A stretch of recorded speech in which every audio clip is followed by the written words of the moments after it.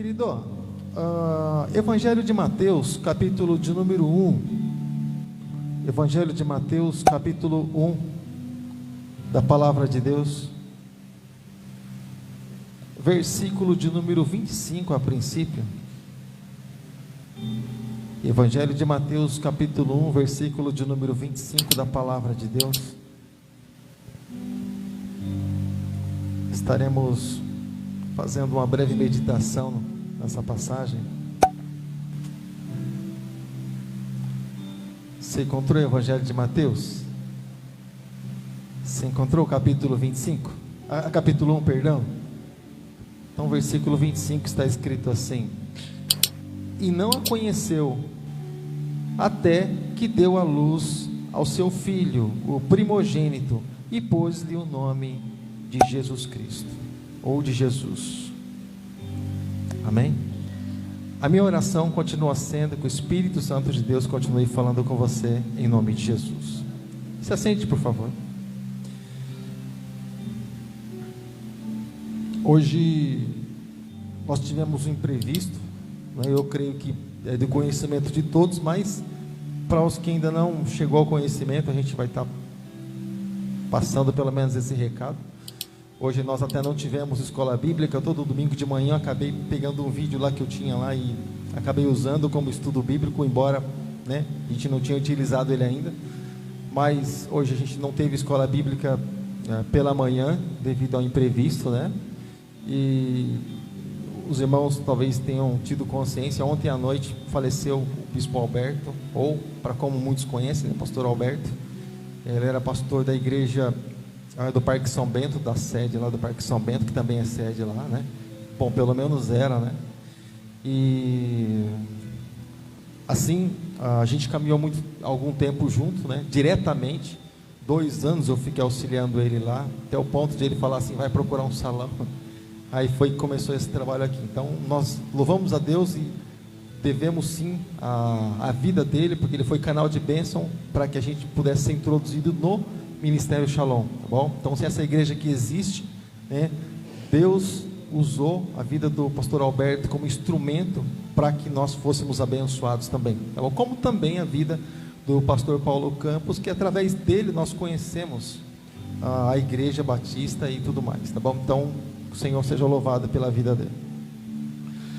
E, enfim, descansou no Senhor, mas lutou um tempo aí contra a enfermidade, enfim, o Senhor recolheu, e hoje de manhã foi o velório, foi o sepultamento, perdão, não teve velório, nessas épocas aqui praticamente não tem velório, e nós marcamos presença representando a igreja lá no cemitério Memorial Park, às 10 horas da manhã. Então deu divergência no horário, então a gente acabou não podendo realizar nosso trabalho aqui, mas nós fomos lá representar a igreja e os irmãos, tá bom? Foi eu e a pastora lá e dar um abraço no pessoal lá. Mas, enfim, vamos aqui para a palavra de Deus. Querido,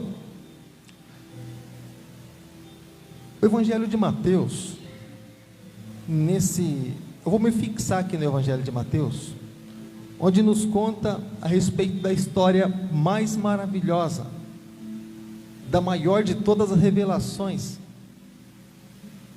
que já houve, que há e que um dia vai existir. A Bíblia nos mostra a respeito de nascimentos que foram coisas assim extraordinárias, nascimento de Moisés, de tantos outros, nascimento de Sansão, por exemplo, nascimento de João Batista e tantos outros que eu poderia descrever para você. Mas aqui, querido, fala a respeito do nascimento de alguém que não era simplesmente alguma pessoa que seria usada por Deus, mas Jesus Cristo se materializando, se esvaziando, assim como nós louvamos nessa noite. Ele se esvaziou de toda a sua glória, e ele foi introduzido aqui nesse mundo em que nós vivemos com um propósito. Mas o nascimento de Jesus, querido, foi algo assim diferenciado, porque tanto Abraão, quanto Moisés, quanto também Sansão e tantos outros, nasceram de um ser, né, de uma forma normal, vamos chamar assim, de um nascimento natural, né? Mas se você encontrar, por exemplo, a respeito do nascimento de Jesus, o próprio evangelista João, ele diz que não foi um nascimento normal, né? mas foi um nascimento ali dado por Deus, direcionado por Deus, onde, assim como o salmista diz, o Salmo de número 51, pelo fato de ele ter sido concebido em pecado, ou seja, se esse nascimento aqui fosse de um relacionamento entre Maria e José, Jesus também já teria sido concebido em pecado. Então houve a necessidade ali do Espírito Santo vir sobre Maria, depositar algo ali no ventre dela, e aí então teve a formação de Jesus Cristo. O nascimento dos irmãos de Jesus já foi algo assim normal. Judas, Tiago e tantos outros já foi um nascimento normal. Das irmãs de Jesus também, como diz a palavra do Senhor, foi um nascimento já natural. Mas o nascimento de Jesus foi algo diferenciado. Mas o curioso e interessante, querido, que Maria estava desposada com José. Desposado, querido. Não sei se você... Bom, os irmãos que têm um pouco mais de idade aí sabem do que eu estou falando, ou do que eu vou falar. Existia aquela questão, por exemplo, de o pai dizer assim para a mãe: olha, meu filho, ou o pai dizer assim para o outro: olha, meu filho vai casar com a sua filha. Então tá certo, meu filho vai casar com a sua filha. E já não tinha mais jeito, era o filho ia casar com a filha, e as coisas aconteciam. Alguns usam a expressão de casamento arranjado, né? Então, mas a palavra do Senhor usa a expressão despojado. Mas não foi simplesmente o fato de alguém ser arranjado para alguém, Maria para José, José para Maria.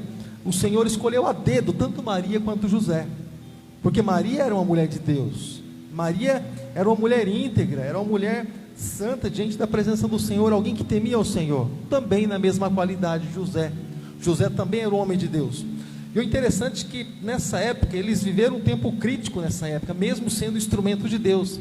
E às vezes, quando a gente se coloca diante do Senhor, para ser usado como instrumento de Deus, a gente acha que não vai ter perseguição, né? A gente acha que não vai ter luta, que não vai ter tribulação. Agora eu estou sendo usado por Deus, os problemas vão virar lá na esquina. Bom se fosse assim. Mas o Senhor com certeza vai nos fortalecer para passar por todos eles. Amém, querido? Mas aí, querido, houve lá a questão de Maria se engravidou, né? E o anjo já foi falar com Maria. Disse: olha, Maria, algo aí vai acontecer no teu ventre. E ela disse: mas como vai ser? Não, o Espírito Santo vai descer sobre você. E isso se transformou até em canção, né? Quando ela faz a oração de agradecimento, quando Jesus ela está no ventre e ela vai se encontrar com Isabel, a canção de Asaf Borba: minha alma engrandece ao Senhor e o meu espírito se alegra em Deus, o meu Salvador. A palavra continua dizendo que atentou para a baixeza da sua serva, e diz mais algumas coisas lá, mas virou canção, várias canções com vários louvores com essa letra, com esse texto aí. Mas, amado, aconteceu algo muito grave ali diante dos homens, porque naquela época, se os da tribo ali, aqueles de meado de Israel, se eles, por exemplo, antes do casamento, tivessem algum tipo de relacionamento dessa natureza, eles seriam apedrejados, eles seriam mortos, eles seriam apresentados diante dos sacerdotes e envergonhados. Mas José, ele ficou muito complicado assim dentro dele com relação a isso, porque Maria, Deus não é Deus de confusão, e o anjo falou com Maria, mas também o anjo falou com José. Ele disse: olha, José, vai acontecer isso aqui, olha, mas não se preocupa não, aceita ela, tá bom? Porque o que está sendo gerado no ventre dela é de Deus, é do Senhor, então sossega teu coração. Mesmo assim, querido, ele ficou apavorado com aquilo que iria acontecer. Puxa, e agora como é que vai ser? A Maria vai ficar defamada. Olha a integridade do homem, ele assumiu a culpa e a responsabilidade toda para si. Ele pensou assim com ele mesmo: então eu vou fugir, né? Eu fugindo daqui, Maria vai ficar grávida, vai ter o filho, porém ela não vai receber a culpa, mas a culpa vai ser sobre mim. O povo vai pensar: eu engravidei Maria e fugi, e o povo vai trazer a culpa para mim, pelo menos Maria vai sair ilesa dessa história. O anjo disse: não faça isso, assuma ela como sua esposa. Então ele passou então a ter ela, trazer ela para si. Mas aconteceu, querido, que a gente estava até comentando sobre um estudo no canal lá do Paulo Vitor, esses dias atrás mesmo, sobre o nascimento de Jesus, sobre Natal, coisa assim. Mas a questão é que quando Jesus ele nasceu, não vou contar a história toda para você, mas vou resumir. Quando Jesus nasceu, havia alguns pastores ali pastoreando os seus rebanhos no campo, e apareceram ali um coral de anjos, e cantando e celebrando, e aí os pastores ficaram assim encantados com aquilo. O anjo disse a ele: olha, nasceu o Salvador, o Rei de Israel, o Redentor. Ele nasceu, olha, a estrela é o sinal. Vão e acompanhem a estrela, porque ela é o sinal de que nasceu o Salvador. Ela é a testificação, é o selo, que confirma a respeito desse nascimento. Acompanha. E eles foram, querido, acompanhando essa estrela. E é interessante que a gente percebe, a gente olha e assim a gente acaba falando que o primeiro missionário ali, a gente encontra, por exemplo, o Gadareno, né? O Gadareno foi o primeiro missionário, né? Jesus mandou ele para pregar entre os seus. Bom, aquela mulher lá em João capítulo 4, da mulher samaritana, foi missionária também. Ela saiu ali, ela foi falar para os samaritanos a respeito do Salvador. A gente pensa dessa forma, mas os anjos já enviaram esses pastores justamente para adorar a Jesus. E o próprio Herodes recebeu essa palavra daqueles, vamos chamar assim, evangelistas, mas estavam ali na condição de pastores, dizendo: olha, um rei nasceu, né? Porque Herodes era tido como um deus. Herodes era o deus, o chamado deus da época, né? Era tido como um deus. E o rei nasceu, um rei de Israel nasceu. Herodes chamou os seus conselheiros: mas o rei, poxa, mas o rei sou eu. Como assim nasceu um redentor, o Deus? Eu sou o Deus, né? E isso era da família mesmo de Herodes, dessa linhagem, porque Herodes não é um nome, tá bom, é um título. Você pode ver, por exemplo, em Atos capítulo 12, por que aquele Herodes morreu? Ele morreu porque ele vestiu suas vestes reais, estava ali matando discípulos, apóstolos, né? E vestiu suas vestes reais, e matou um, e o povo se alegrou nisso. E na sequência, ele, para matar o outro, para matar Pedro, Tiago já tinha passado, Tiago é o fio da espada. Então, para matar Pedro, antes de matar Pedro, ele queria fazer um discurso diante do povo, né? Então ele vestiu suas vestes reais, sentou no trono dele, e ele se encheu, né, de honra, de orgulho, e disse algumas palavras. O povo disse assim: não é homem que está falando, isso é Deus, a voz de Deus. Deus está falando, Deus está aqui. Como que se Herodes fosse Deus? A Bíblia diz que Herodes, na hora, ele caiu comido de bicho. Ele nem precisou chegar lá embaixo para os vermes comerem ele, mas ele já caiu, os bichos ali comendo ele, simplesmente porque ele não deu glória a Deus. É por isso que nós precisamos glorificar ao Senhor, querido. Nós nada somos, nós nada temos, se o Senhor não for na nossa vida. O Senhor, Ele é aquele que é o soberano. Se alguém precisa aparecer, se alguém precisa se destacar, Ele se chama Jesus Cristo, Filho de Deus, amém, amado? Nosso Senhor e Salvador. Então, voltando aqui, querido, esse Herodes, ele ficou muito incomodado. Ele disse assim, com astúcia, com artimanha, ele disse assim para aqueles homens simples que eram pastores do campo, disse assim: olha, vocês vão e quando vocês encontrarem um menino para vocês adorarem, diga que eu também quero adorar ele. Então vem e falem para mim onde ele está, porque eu quero adorar ele também, né? Bom, nos nossos dias, eu creio que se Herodes fosse um pouquinho mais esperto, ele mandaria algum espia, né? Mas eu creio que existia um propósito de Deus nisso também. Ele simplesmente liberou os pastores, e a estrela foi indicando até que eles encontraram Jesus. Encontraram Jesus lá na manjedoura, porque na época de os tabuleiros, aliás, os quartos, os hotéis, vamos dizer assim, da época estavam todos cheios, por causa daquilo que estava acontecendo na época, né? As pessoas, cada um tinha que se registrar na sua cidade, então estava tudo cheio. Por isso Jesus nasceu ali e foi colocado em uma manjedoura entre os animais. Não havia mais lugar para ele, então Jesus foi colocado exatamente ali. Mas, querido, Jesus, ele nasceu. Jesus, ele logo já desde o nascimento, e a perseguição era justamente isso. Bom, Jesus nasceu, mas ele não pode crescer, porque se é um rei e ele crescer, um rei, ele, né, vai crescer, ele vai acabar tomando o seu lugar. Deixa eu falar uma coisa para você. Herodes, ele se julgava Deus. E se ele se julgava Deus, por que ele tinha medo de perder o seu trono? Um Deus não teria medo de perder o seu trono, né? Então, você percebe que um trono, ele é defendido pelos seus próprios súditos. O rei praticamente, e é assim. Se você parar, por exemplo, para você olhar a respeito da batalha que aconteceu no céu, o Senhor não colocou a mão em nada, nem Jesus, menos ainda o Espírito Santo. Simplesmente os anjos batalharam. Miguel e seus anjos batalharam para defender o trono de Deus, que ele estava ali para guardar. E ele foi lançado, Deus nem interferiu na história, mas simplesmente mandaram para cá, para baixo, o infeliz. Assim como Jesus também, para testificar, assim como Jesus também, quando os soldados foram para pegar Jesus, e Pedro arrancou a espada tentando defender Jesus. Jesus disse: Pedro, aí tem um segredo nisso. Ele disse: Pedro, se porventura, se eu quisesse, eu não mandaria uma legião de anjos aqui para me ajudar, Pedro? De 3 a 6 mil anjos eu não mandaria? Ou seja, ele falando a respeito de defender o reino dele. Jesus fala também quando está ali diante de Pilatos, quando Jesus é entregue diante de Pilatos, e Jesus fala assim para Pilatos: Pilatos, se o meu reino fosse aqui, os meus súditos, os meus discípulos não estariam aqui para me defender? Então significa que os súditos defendem o reino, amém, querido? Nós somos súditos do reino de Deus, amém, querido?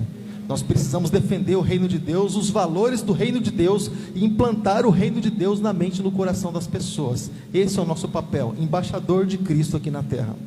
Mas, amado, a história continuou. Jesus foi crescendo e o medo de Herodes então começou a se alastrar. Bom, cadê o rei? Herodes, para não ter problema com relação à idade do rei, ele mandou matar a criança de 2, 3 anos para baixo e encerrou todos, querido. Foi uma matança muito grande naquela época. E antes disso acontecer, quando isso começou a acontecer, o anjo disse assim para Maria e José: olha, vão para o Egito, fiquem lá no Egito até que isso passe. E eles fugiram para o Egito, protegendo o menino Jesus, protegendo ele. E então, quando aquele Herodes morreu, aí então se levantou outro Herodes no lugar dele. Quando aquele Herodes morreu, aí o anjo disse: olha, agora vocês podem voltar, porque aquele que perseguiu o menino já é morto. E então voltaram, Jesus ali sendo trazidos por Maria e José. E toda essa história aconteceu. Eu vou resumir, comprimir, apertar um pouquinho essa história, porque ela é um pouco longa, querido. Mas Jesus teve ali a sua infância, assumindo, claro, ali o papel lado a lado ao pai, né, na carpintaria, e o filho primogênito. E algumas pessoas até comentam a respeito do fato de Jesus, ele ter ali irmãos, né, e não tem nada demais. Claro, eu tive irmãos, eu tive 4 irmãos, eu creio assim que não há problema algum em Jesus ter irmãos. Toda a família é natural, né? E que os pais querem ter mais de um filho, eles vão ter irmãos, e principalmente naquela época, e entre os judeus se tinha muitos filhos. Então Jesus tinha irmãos e tinha irmãs também, né? Embora alguns se converteram depois da ressurreição de Jesus. Você encontra lá a carta de Tiago, você encontra a carta de Judas também, antes de Apocalipse, são os irmãos de Jesus. Mas você encontra por várias passagens as pessoas admirando o conhecimento de Jesus e dizendo às pessoas: olha, mas esse não é o filho do carpinteiro? Não estão entre nós os seus irmãos e as suas irmãs também? E por várias vezes se destaca isso. Se você ler, por exemplo, em Evangelho de João capítulo 5, fala a respeito da incredulidade dos irmãos de Jesus, porque eles tinham uma certa inveja, principalmente porque ele era o primogênito, e também as coisas aconteciam ali através dele, e eles ficavam sempre um pouco para trás. Eles não acompanhavam Jesus no seu ministério. Em alguma passagem, por exemplo, você vai encontrar Jesus ministrando a palavra e os irmãos de Jesus com a sua mãe do lado de fora, e dizendo: olha, seus irmãos e sua mãe querem falar contigo. Jesus não os recebeu, mas tratou eles ali de uma forma natural. Mas a questão é que Jesus, ele tinha a sua família, querido, e as coisas foram passando, e o tempo foi acontecendo, e com 12 anos também houve uma questão de as pessoas adoravam a Deus uma vez por ano. Eles desciam para Jerusalém para adorar o nome do Senhor. Era comum você ver Ana com Eucana, seu marido, descendo para Jerusalém para adorar ao Senhor. Uma vez por ano se fazia isso, e onde toda Jerusalém fazia isso, tá bom? Havia momentos assim de as pessoas irem, mas uma vez por ano todos desciam para o templo para adorar. O templo, eu não me lembro se é 1/3 ou 1/6 da cidade que o templo ocupava, mas o templo era algo magnífico, muito grande mesmo. Tanto que os discípulos mesmo olharam para o templo e disseram para Jesus: olha, Jesus, que coisa grandiosa é essa, esse templo magnífico. E Jesus disse: tá, mas não vai ficar pedra, nem pedra sobre pedra não vai ficar, sem que seja derrubada, né? E aí que Jesus disse: esse templo vai ser derrubado, mas em 3 dias ele vai ressurgir. Ele falando dele, claro, as pessoas pensando ser daquele templo físico. Mas, querido, e aí então Jesus foi até o templo discutir ali, falar a respeito da palavra ali com as autoridades, e as pessoas admiravam a respeito do conhecimento de Jesus, porque Jesus não frequentou. Isso é visto de uma maneira assustadora no Evangelho de João. Jesus não frequentou escola alguma, escola rabínica nenhuma. Jesus não pôde dizer que teve um mestre aqui na terra, como Paulo teve, Gamaliel e tantos outros. Mas Jesus, ele crescia tanto na graça como no conhecimento. Deus era instrutor de Jesus, ele era mestre por excelência. A sabedoria vinha do alto. Amém, querido? Nós podemos buscar conhecimento aqui da terra, sim, claro, faz parte, precisamos fazer a nossa parte, mas nós cremos que o maior dos conhecimentos e a maior sabedoria é aquela que Deus tem dado para cada um de nós, tá bom? E então, querido, Jesus, ele com um propósito, Jesus tinha um propósito, querido, morrer para que nós tivéssemos vida, ou seja, entregar a vida dele por cada um de nós. E aquilo que nós sempre falamos a respeito da condição, se o Senhor Jesus, ele constantemente falava a respeito dos discípulos, que ele seria entregue na mão dos pecadores, os pecadores iriam crucificar a ele, mas ao terceiro dia ele iria ressuscitar. Ele disse por muitas e muitas vezes aos discípulos, os discípulos sabiam exatamente aquilo que aconteceria. Sabe, querido, eu quero dizer uma coisa para você. Jesus, ele teve um plano, e algumas pessoas falam assim, mas a passagem de Jesus foi tão rápida aqui na terra, né? Durou pouco mais de 33 anos, não chegou a 34 anos, pouco mais de 33 anos, mas foi a passagem assim muito rápida aqui na terra. E eu quero falar uma coisa para você, querido, a nossa passagem ela é muito rápida aqui na terra. A Bíblia compara como a erva, hoje está bonita, florida, formosa, daqui a pouco passa, murcha, já não existe mais, ou ninguém se lembra mais. Essa é a passagem do homem. Nós fomos no cemitério hoje, por exemplo, para que o nome ele não seja totalmente apagado.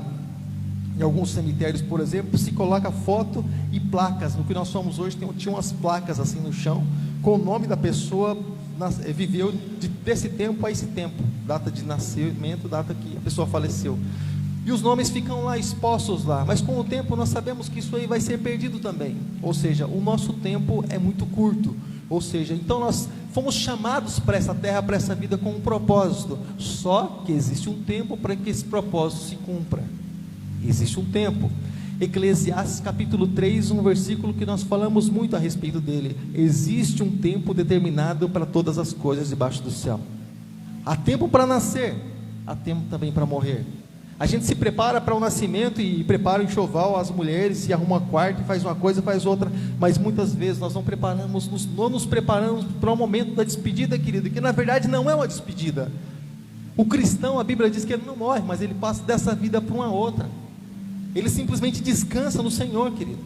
Ele simplesmente fecha os olhos para esse mundo e abre os olhos na glória, sabe, pronto para estar passando ali diante do tribunal de Cristo para receber a respeito da sua recompensa, simplesmente isso. A vida do cristão é essa. É por isso que nós falamos, querido, quando a pessoa ela fecha os olhos, e essa semana estávamos falando a respeito da parábola do rico e Lázaro também, mas nessa vida, a pessoa tem ouro, tem prata, tem tantas coisas, tantos bens, mas nós não vamos conseguir levar um fio de cabelo conosco para o lugar onde nós vamos. Existem os mais antigos, os faraós, ou até mesmo aqueles mais antigos que morriam lá e colocavam seus animais, imaginando que os animais poderiam guiar eles para algum lugar, para o lugar onde eles fossem. Alguns morriam com sua fortuna, não deixavam nada para ninguém, morriam com sua fortuna, deixava lá o pedido para que eles fossem enterrados com dinheiro, com recurso, para que para o lugar onde eles fossem, eles pudessem usar seu recurso, sabe?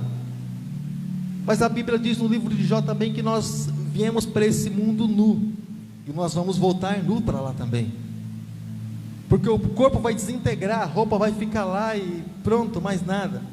E assim nós viemos para esse mundo, e assim também nós vamos voltar para esse mundo. Assim como nós nascemos, há uma certeza, querido, que um dia nós vamos nos despedir, um dia nós vamos estar deitados em determinado lugar, um monte de pessoas talvez chorando, eu espero que seja assim, né?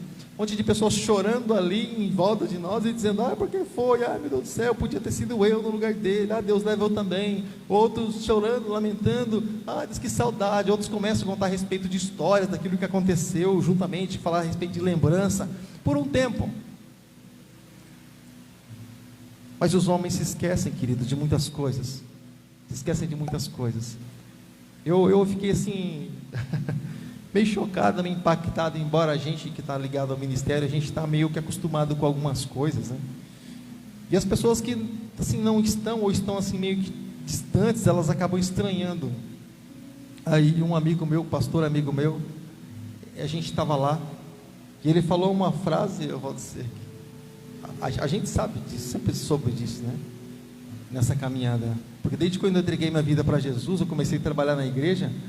A gente teve sempre contato com o ministério de louvor, pastor e coisas assim, liderança, a gente sempre teve esse contato, entrou e saiu no meio deles o tempo todo. Então, para nós, muitas coisas nós já ouvimos antes até mesmo, quando a gente estava sentado no banco, trabalhando na igreja. A gente sempre foi próximo. E aí, então, esse pastor amigo meu, ele falou assim, puxa, pastor, para dizer que não tem ninguém assim da igreja, tem você, né, que congregou com a gente. Ele falou assim, mas eu não estou vendo o irmão da igreja aqui. Olha assim. Grave, né? Ele falou, eu não estou vendo o irmão da igreja aqui. A não ser você que congregou com a gente, né? Mas você está lá na Vila Helena, mas eu não estou vendo o irmão aqui. E a gente vendo a respeito disso. Porque a gente faz, mas a gente sabe que o nosso retorno daquilo que a gente realmente vai receber não está aqui nessa terra. A gente faz para abençoar as pessoas, mas a gente sabe que o nosso retorno, nossa recompensa está na glória. E eu disse isso para minha esposa na vinda, a gente andando lá naqueles jardins lá, e eu disse assim a ela, eu creio que a melhor recompensa, ou a maior recompensa do cristão, ou daquele que faz a obra de Deus, é justamente essa, é nesse momento, o melhor momento do servo de Deus, aquele que serve a Deus com fidelidade, é exatamente esse. A hora que ele fecha os olhos, Jesus fala para ele, vem aqui, porque os homens disseram não para você, viraram as costas para você, sacudiram os ombros, falaram, deixa eu ver até onde você vai. E Jesus chama e diz assim, olha, vem porque agora você vai receber tudo que é justo por aquilo que você fez.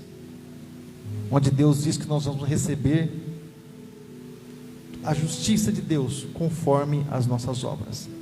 A Bíblia diz no livro do Apocalipse que as nossas obras, elas nos acompanham. O dinheiro, a prata, o ouro não, mas as nossas obras nos acompanham. Por isso que nós precisamos fazer boas obras, não fazer boas obras para serem salvos. Eu vou fazer boas obras porque quem sabe Deus se lembre de mim. Bom, se depender disso, Deus nem vai se lembrar, porque nós não vamos fazer obras para ser salvos, claro que não.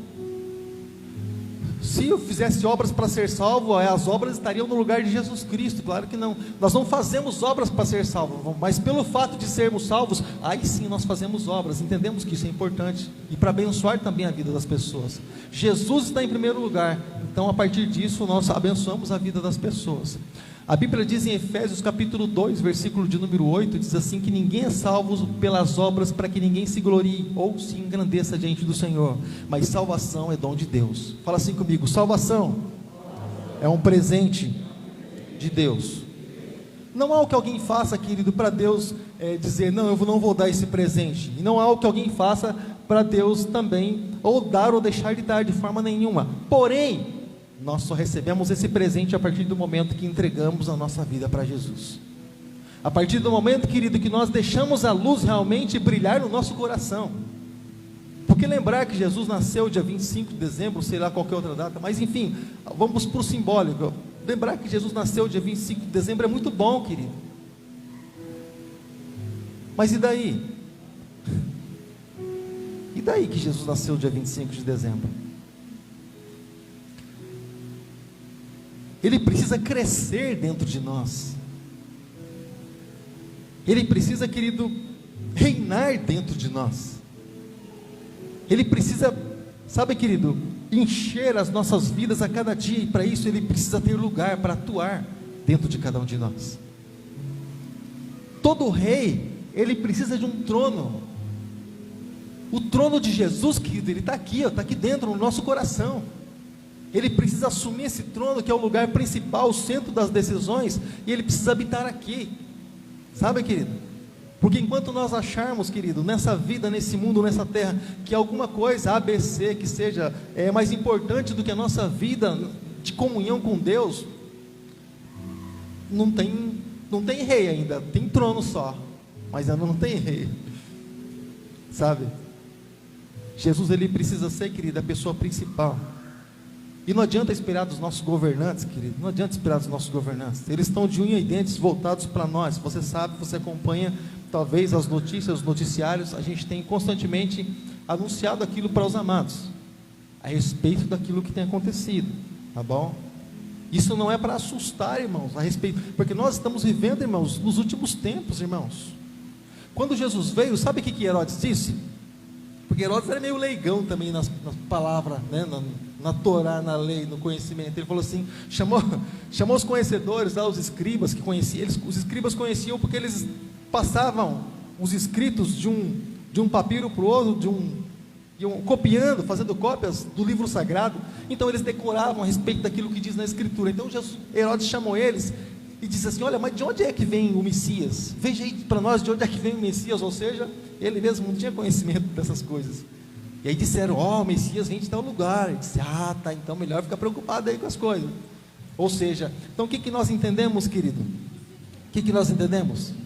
Nós entendemos, querido, que Deus, o Senhor, Jesus Cristo, querido, o Filho de Deus, aquele que é todo poderoso, aquele que tem todo o poder nos céus e na terra, aquele que era, aquele que é, aquele que há de vir, aquele que a Bíblia chama de raiz de Davi, lírio dos vales, rosa de Saron, resplandecente estrela da manhã, Rei dos reis, Senhor dos senhores, aquele que tem estampado na sua coxa esse nome, sabe, querido, para que ninguém se esqueça, para que todas as pessoas que quando chegarem diante dele vão saber realmente que ele é, aquele que tem sua veste salpicada de sangue, mostrando o sacrifício da cruz do Calvário.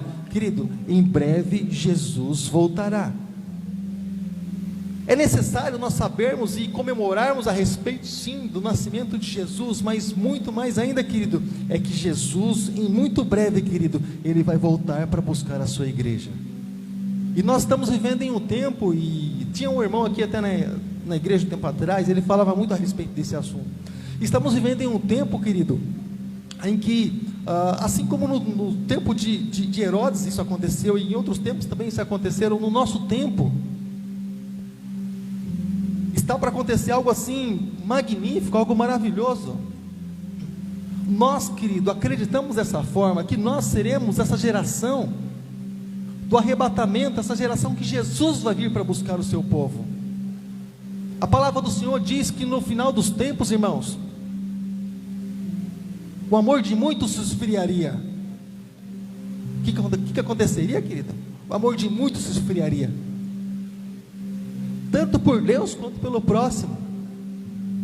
No final dos tempos, querido, muitos se apostatariam da fé. Pastor, que palavra que é essa? Se apostatar, se desviar da fé. Muitos se desviariam da fé. Muitos abandonariam simplesmente o nome de Jesus Cristo, absolutamente por nada praticamente. Mas diriam: Jesus, um abraço, não quero mais nada contigo, Jesus, já tenho o que eu preciso. Muitos se apostatariam da fé. Muitos seriam amantes de si mesmos, sabe? Muitos olhariam para si mesmos e se colocariam como Senhor, como Deus, como absoluto, como quem toma decisão, sabe? Tão importante, querido, ferindo princípios até mesmo de Deus. Eu estava vendo essa tarde no plenário a respeito de estarem louvando a Deus lá, e uma palavra foi liberada lá de ação de graças. Eu fiquei muito contente, porque aquilo é feito em rede nacional e é espalhado para o mundo inteiro, porque de uma forma ou de outra, querido, a palavra de Deus precisa ser anunciada. Nós somos limitados aqui, não sei em quantas pessoas estamos aqui hoje, somos limitados, mas nós cremos que essa palavra ela pode chegar aos 4 cantos do mundo a respeito do material, do recurso que Deus colocou nas nossas mãos.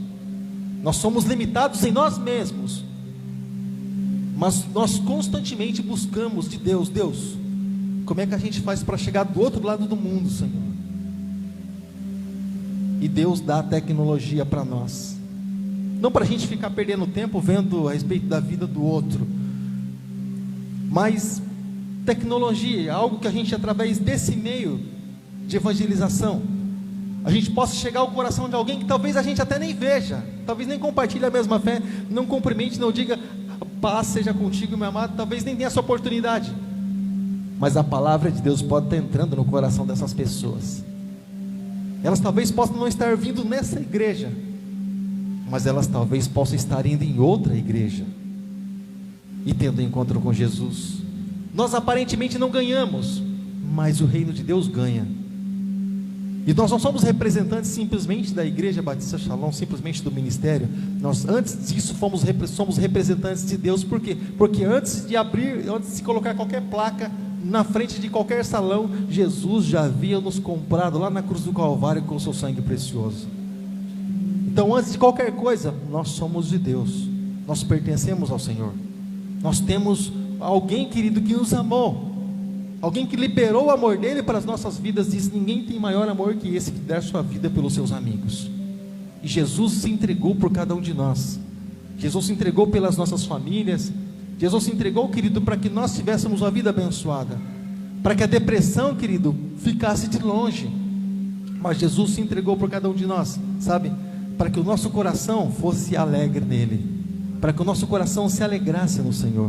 Então, querido, eu convido você nessa noite, já estaremos encerrando, mas eu convido você nessa noite, para realmente dar legalidade para Jesus, realmente entrar, principalmente nessa época, nessa data. Puxa, a gente está chegando aí uma data muito especial, que é comemorada praticamente no mundo inteiro, e eu vejo como uma estratégia, até mesmo uma oportunidade que Deus dá, para a gente dizer assim: olha, Jesus nasceu, sabe? Jesus, ele vive, ele reina para todo sempre, ele quer morar dentro de você. A gente vê isso como uma estratégia, gente, até mesmo de alguém que nunca orou, pode ser. Pô, Jesus nasceu, legal, então vamos orar agradecendo a Jesus por esse nascimento, vamos agradecer a Ele por esse momento. Pô, Ele nasceu, né? Então vamos agradecer a Ele, sabe? Talvez a única oportunidade que alguém tenha ali, que você tenha de orar por aquela pessoa, seja nessa data. E a gente vê que Deus, ele prepara, até mesmo, vamos chamar assim, de estratégias de todos os lados. Quando para nós muitas vezes falta recurso, o Senhor fala: toma um recurso, toma uma oportunidade aí para você fazer o que tem que ser feito. E a gente precisa ter às vezes um pouco de sensibilidade, sabe, querido, para perceber realmente as coisas que são colocadas do nosso lado, olhar as coisas de uma maneira pura, muitas vezes, sabe, o que pensam, o que falam de errado, de mal, de por trás, querido. Nós queremos entender uma coisa, e nós queremos, querido, que uma coisa fique gravada no nosso coração: se Jesus não tivesse nascido, nós não estaríamos aqui, nós estaríamos perdidos, nossa vida estaria perdida. Bom, pelo caminho que eu estava, rapaz, muitos colegas meus já morreram por aí, nas bocadas. Hoje o pessoal fala biqueira, né? Bom, mas nas bocadas por aí, nas noites, muitos colegas meus já morreram. Lembro de um ou outro por aí, do Robson, do Ivan, de um ou outro por aí que eu me lembro aí, mas a maioria já passou, sabe, querido? Nós poderíamos estar juntos desse aí, mas Jesus nasceu, sabe, para que a gente venha também nascer de novo, para que a gente venha nascer também da água e do Espírito, sabe? Jesus, querido, a luz de Jesus brilhou, sabe para quê, querido?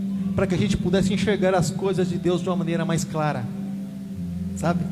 Para que a gente pudesse entender que Deus, Ele não está no trono simplesmente balançando os pezinhos e olhando o povo aqui da terra, da cabeçada de um lado para o outro, não.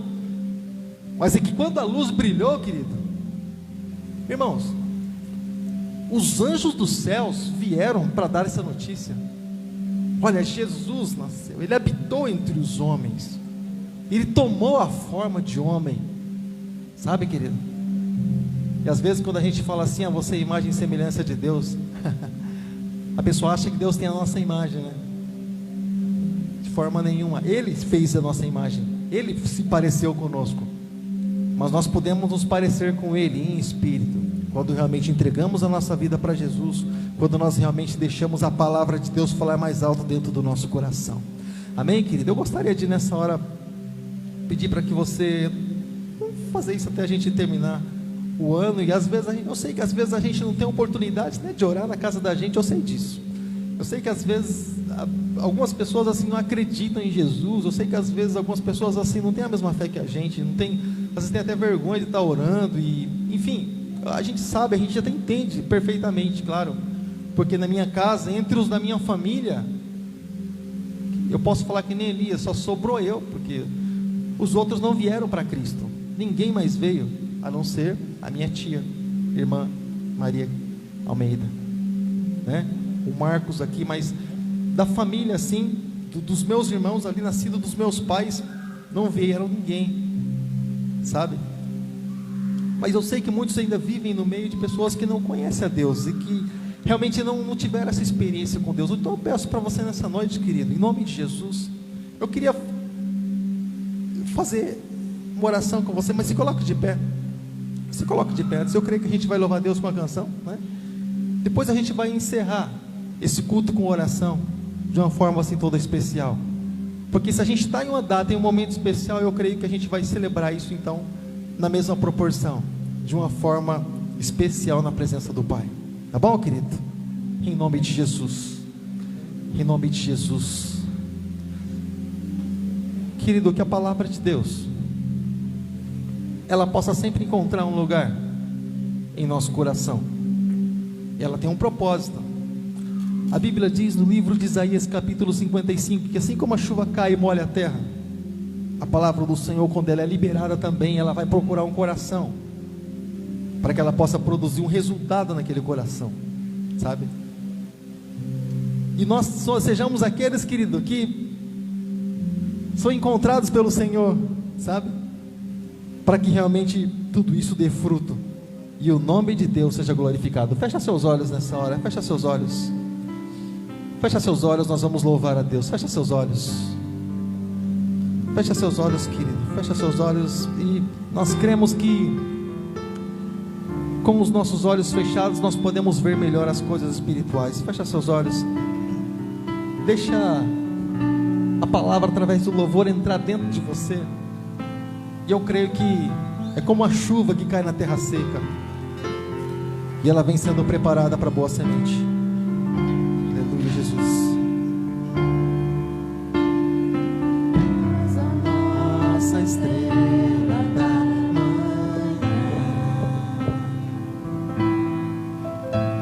poder santo que nos trouxe a paz.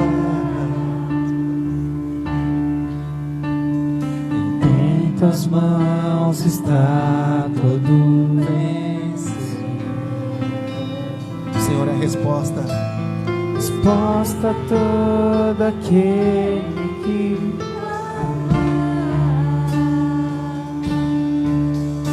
a verdade é tua palavra que não pode mentir.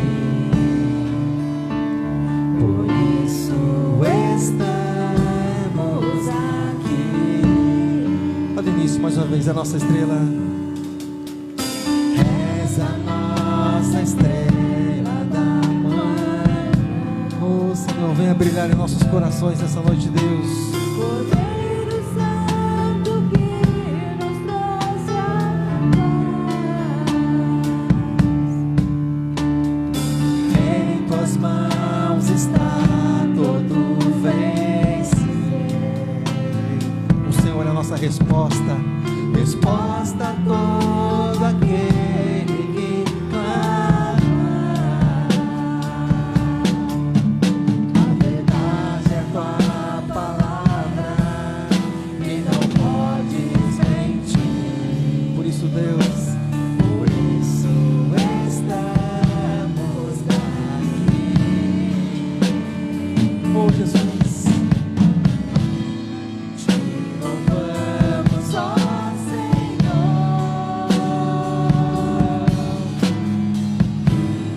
pelo teu imenso amor.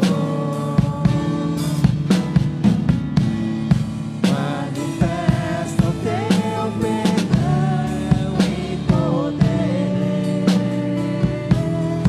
e assim vamos te adorar para sempre.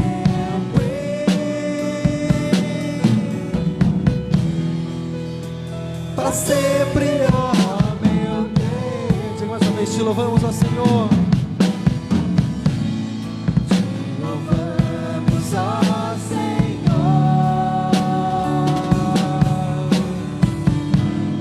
pelo teu imenso amor. Manifesta o teu perdão e poder, e assim vamos te adorar para sempre.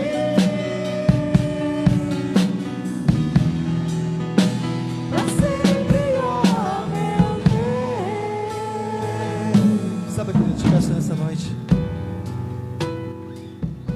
Eu gostaria de chamar, Deus, nós vamos apresentar nossas famílias hoje no Senhor. e creio que da melhor forma, em comunhão diante do Senhor nosso Deus. Tá bom, querido? E apresentando também a vida da Antônia e a vida da Regina, diante da presença de Deus.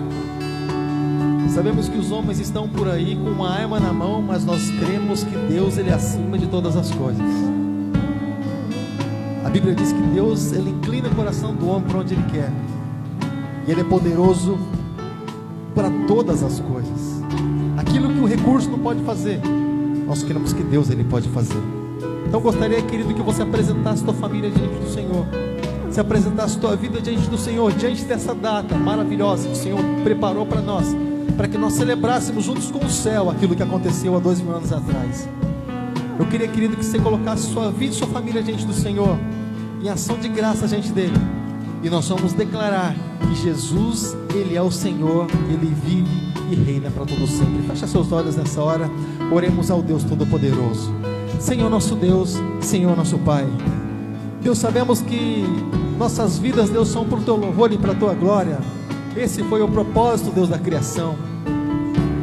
Mas Deus, nós queremos, Deus, muito mais que isso, Deus, em gratidão a Ti, Senhor, até mesmo em meio às adversidades, Deus, até mesmo, Deus, em meio às tribulações, nós queremos Te louvar.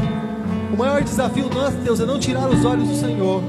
Nós colocamos, Pai, diante do Senhor Regina, Antônia, colocamos, Pai, diante do Senhor todas as famílias, Pai, que estão sendo representadas, Pai, aqui nessa hora, Senhor, pelos Teus filhos, Pai. Deus, até mesmo, Deus, talvez eles não tenham forças, não tenham condição, talvez, Deus, não tenham, Senhor, Pai Santo, oportunidade de estar orando a Ti, Pai, de uma forma aberta, Pai. Nós colocamos, Pai, diante do Senhor, na qualidade de intercessor que o Senhor nos levantou, Pai, nesse lugar. Nós intercedemos, Pai, por cada vida, Pai, nessa noite, em nome de Jesus. Nós declaramos, Deus, Senhor, vai, Senhor, onde os Teus filhos estão, Senhor, acamados, Deus, hospitalizados. Deus, envia o Teu anjo lá, Senhor, em nome de Jesus, esteja tocando, Senhor, naquelas vidas, Deus, para o Teu louvor, meu Deus, para a Tua glória. Deus, eu declaro também, Senhor, sobre a vida do Leandro, Pai, sobre a vida de tantas outras pessoas, Deus, que nós sabemos que em algum momento o Senhor não se encontra bem. Nós declaramos, Deus, alcança, Pai, essas vidas, Deus, e toca, Pai, com a mão forte, com a mão poderosa. Deus, guarda, Senhor, a vida dos Teus filhos.